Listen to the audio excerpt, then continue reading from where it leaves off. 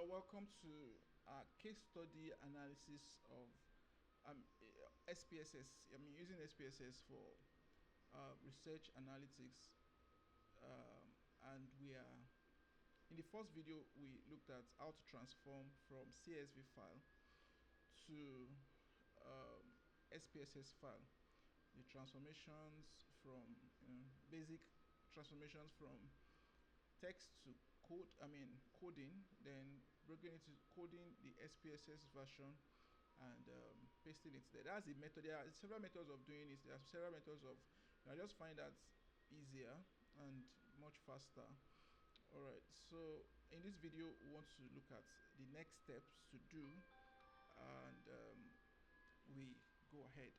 Alright, so now one of the things to do is to present your descriptives visually or your simple analysis, and we do that mostly through visualization.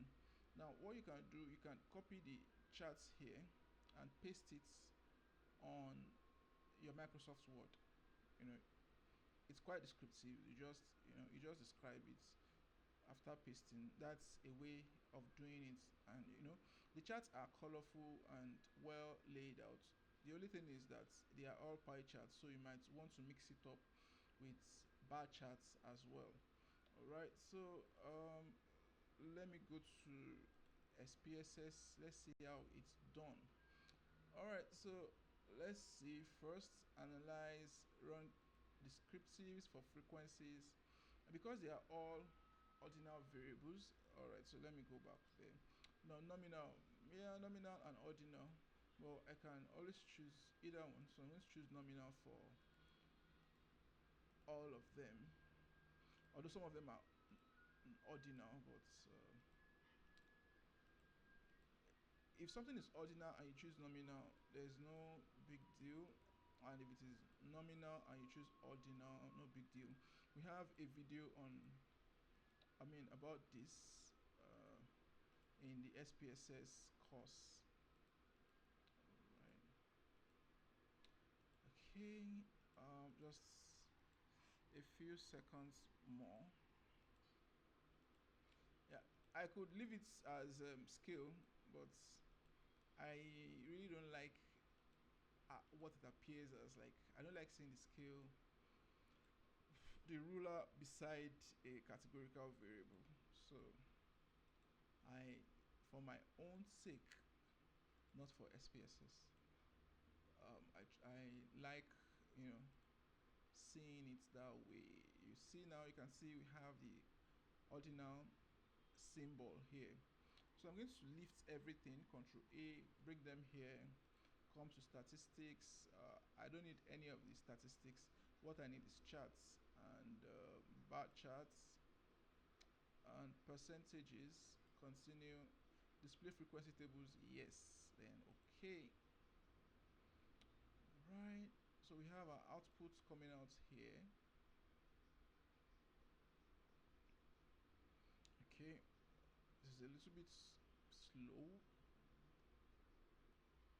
Alright, so we have the outcome. Now what I'm interested in is to look for missing values. So here we have 0, 0, 0, 0, 0, 0, 0, 0, 0, 0. We have 0 missing values all here, so we are good to go. So 100% are willing to participate. Then the sex, we have 81% female, 18% male, and the age group, level of education, income, and all of these strongly agree, and the likes. Oops. Alright, so we have all of the descriptions here. Then just after it we have the charts. Okay, so this is 100%, so it looks like a rectangle. Then the other charts. Now, so what you can do is you can right click, copy, then paste on your Microsoft Word or PowerPoint. You can shovel the bar charts and the pie charts from Google Sheets. You can shovel them up so as to make your presentation a little bit more interesting.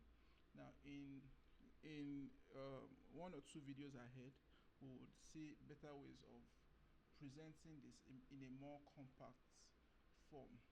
All right. Now you can edit the charts by double clicking it.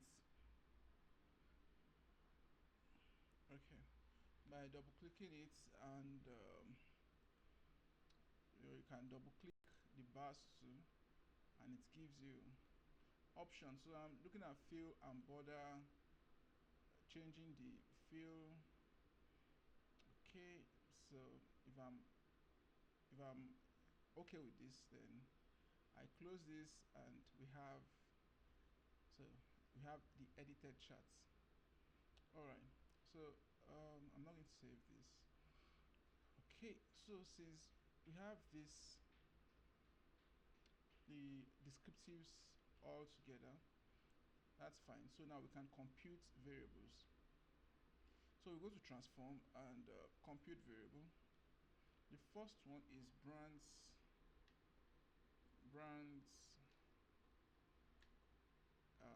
ER, that's environmental responsibility. And here I'm going to right click so that I can see my items. So this is BRR. I know it belongs to brands environmental responsibility, so it actually should be BER. All right. So I'm adding it up, double click and add, double click. It is 5, so I'm all right here. Now it's possible your construct has a different computation. Maybe it has division and some multiplications. If there are different weights assigned to an item, you can always do that here. This is multiplication, the asterisk is multiplication, this is division, and so on. All right, so I'm okay with that. I do okay. I'm going to run and do that for others as well. And brands social responsibility, SR. All right, get this away. SR1 plus plus plus and plus. All right, 1 2 3 4 5, and okay. Again, I'm going to come here, compute variable, altruistic value AV. So I have AV1 plus AV2 plus AV3 plus AV4 plus AV5, right?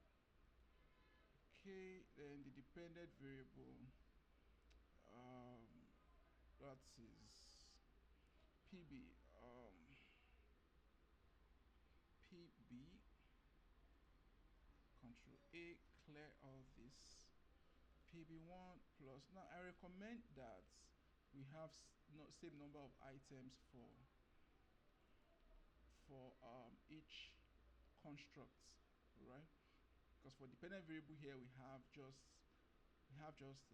4, while all the independent variables there are five items each. Now, so this has no major output. It just wrote the code out, generated the code. But here in the data view, we have the values, the variables. So I'm going to write it out now. Perceived brand environmental responsibilities.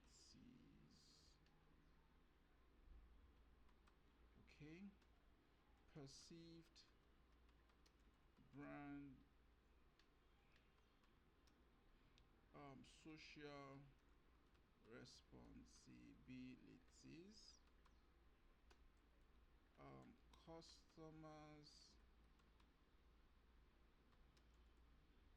altruistic values, and purchase behavior.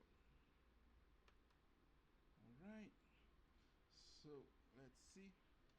Now another thing we can do here, because we don't have any decimal points, and here I'm changing this to scale. It can be nominal, but because of what I want to do, it's scale. All right, so let me just round up the analysis here. So one thing I want to do is go to analyze and correlate bivariates and pick all the computed variables and check out the correlation. Then again we go to analyze and regression, linear regression, again display variables. So the three independent variables come here while the dependent variable comes here. Okay, histogram normal, that's just enough. And here, all right, so let's look at the correlation. The correlations are high: 0.97, 0.96, 0.912. Very high correlation, which signifies that there will be multicollinearity. 0.918, adjusted R square is very, very high, of course, to be significant. And here only customer altruistic value is significant. All right, now looking at the charts, we have not okay, looking quite normal. And the QQ plots here, well, we still have a lot of them outside the fitted the diagonal line. So the model is not so cool. All right, so in the next video we are going to we're going to work on the variables so as to reduce multicollinearity, that's to reduce the high correlation.